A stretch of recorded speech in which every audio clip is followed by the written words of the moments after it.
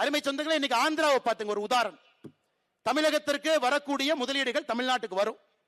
முதலமைச்சர் அவர்கள் இந்த நிறுவனத்தை பார்ப்பார். அடுத்த நாள் அதே நிறுவனம் ஆந்திராவுக்கு போகும், கையெழுத்து போடும், பணம் தங்க போடுவாங்க. கடந்த 6 மாதமாக பார்த்து கொண்டிருக்கின்றோம். தமிழகத்திற்கு வரக்கூடிய எல்லா நிறுவனமும் ஆந்திராக்கு எங்கய்யா போகுது? வசூல் வேட்டை நடத்தி கொண்டிருக்கின்றார்கள். வசூல் வேட்டை. அங்கே பியூஷ் கோயல் அவர்கள் ப்ரொடக்ஷன் லிங்க்டு இன்சென்டிவ் ஸ்கீமை கொண்டு வந்து நிர்மலா சீதாராமன் அவர்கள் மத்திய நிதியமைச்சராக இருந்து தமிழகத்திற்கு இங்கே கம்பெனி அனுப்பிச்சா இங்க இருக்கிறவங்க கம்பெனி கட்டி கல்லா கட்டிட்டு இருக்காங்க. 15% கொடு, 20% கொடு. வரக்கூடிய ஒரு நிறுவனமும் கூட திரும்ப பக்கத்து மாநிலத்துக்கு சென்று கொண்டிருக்கிறது. இது என்னங்க நடக்குது? நம்முடைய குழந்தைகளுக்கு வேலை இல்லை.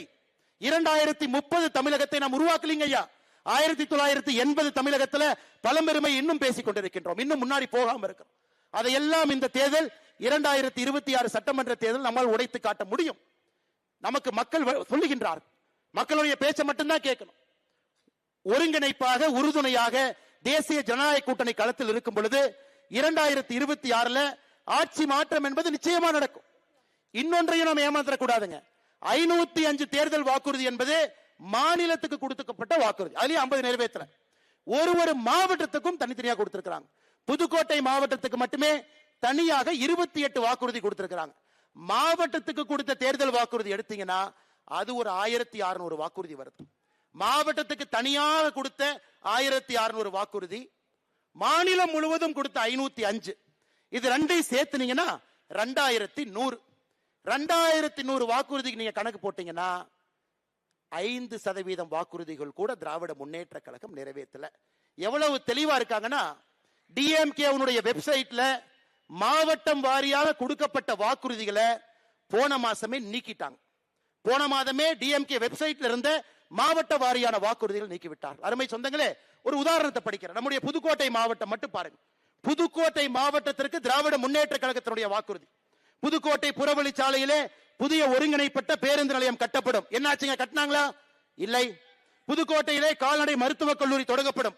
தொடங்கியாச்சுங்களா? இல்லை. புதுக்கோட்டை, கந்தர்வக்கோட்டை, ஆதனக்கோட்டை, ஆலங்குடியில முந்திரி பதப்படுத்தும் தொழிற்சாலைகள் அமைக்க ஆவணம் செய்யப்படும். பண்ணாங்களா? இல்லை. ஆலங்குடி கீரமங்கலத்துல நறுமண தொழிற்சாலைகளை கொண்டு வருவோம். கொண்டு வந்தாங்களா?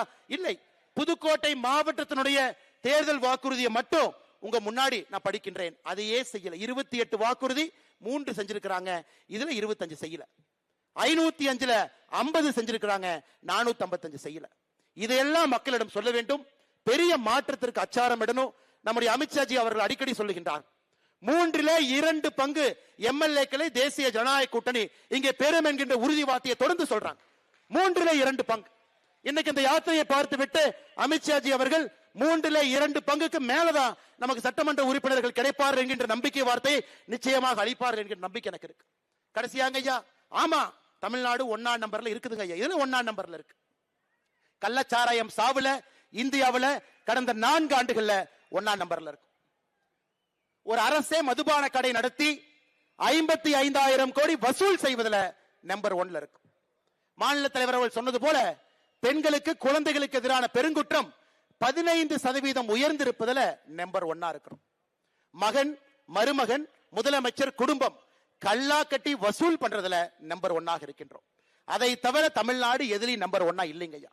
நம்பர் 1ஆக வருவதற்கு தேசிய ஜனநாயக கூட்டணியால் மட்டும்தான் முடியும். நாம் எல்லோரும் இணைந்து 2026 அந்த பொற்காலத்தை உருவாக்க வேண்டும். அதனால் அரசு ஊழியர்களாக இருக்கட்டும், காவல்துறை நண்பர்களாக இருக்கட்டும், சாதாரண பொதுமக்களாக இருக்கட்டும், உங்களுடைய வலிக்கெல்லாம் ஒரே ஒரு மருந்து மட்டும்தான். அந்த மருந்தினுடைய பெயர் தேசிய ஜனநாயக கூட்டணி. 2026 சட்டமன்ற தேர்தல்ல அந்த மருந்தை மட்டும் நீங்க வாங்குங்க. அந்த மருந்தை உங்க மேல தடவுவதற்கு ஒரு வாய்ப்பு கொடுங்க. நிச்சயமாக ஒரு பெரிய மாற்றத்தை நாம் செயல்படுத்தி காட்டுவோம் என்று சொல்லி, மறுபடியும் வெற்றிகரமாக இந்த யாத்திரை நடத்தி காட்டிக் கொண்டிருக்கக்கூடிய மாநில தலைவர் அண்ணன் நயினார் நாகேந்திரன் அவர்களுக்கும், இந்த மாவட்டத்தினுடைய தலைவராக இருக்கக்கூடிய சகோதரர் ராமச்சந்திரன் அவர்களுக்கும், மேடையின் மீது இருக்கக்கூடிய எல்லா தலைவர்களுக்கும், டெல்லியிலிருந்து நமக்காக வந்திருக்கக்கூடிய நம்முடைய அருமை ஐயா அமித்ஷாஜி அவர்களுக்கும், தேர்தல் பொறுப்பாளர்களுக்கும், பத்திரிகை நண்பர்களுக்கும் நன்றி கலந்த என்னுடைய வாழ்த்துக்களை, வணக்கங்களை தெரிவித்து புத்தாண்டு நல்வாழ்த்துக்களையும் தெரிவித்து என்னுடைய உரையை முடித்துக் கொள்கின்றேன். நன்றி, வணக்கம். பிளே ஸ்டோர் மற்றும் ஆப் ஸ்டோரில் இருந்து பாலிமர் செயலியை QR கோடு மூலம் பதிவிறக்கம் செய்யுங்கள். செய்திகளை உடனுக்குடன் பெறுங்கள்.